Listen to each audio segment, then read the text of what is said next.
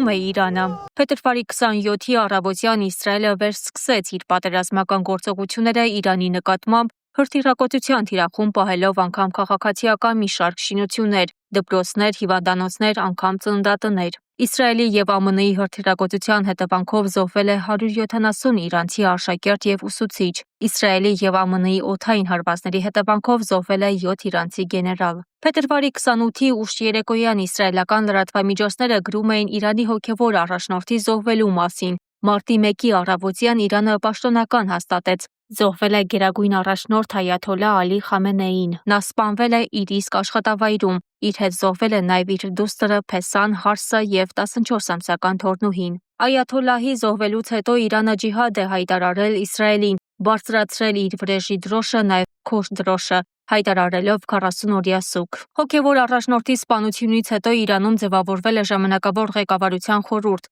որի անդամները իրենց իսկ խոսքով լավագույնս կկատարեն իրենց պարտականությունները։ ԱՄՆ նախագահ Դոնալդ Թրամփն էլ նշել է, որ Իրանի դեմ այս գործողությունները տևելու են առնվազն 4 շաբաթ։ Միացյալ Նահանգները կշարունակի Իրանի դեմ ռազմական գործողությունները, մինչև գործողության նպատակների իրականացումը, ասել է Թրամփը։ Իր հերթին Իրանի արտաքին գործերի նախարար Աբբաս Արաղչին էլ հայտնել է, որ Իրանն է որոշելու, երբ ավարտվի այս պատերազմը։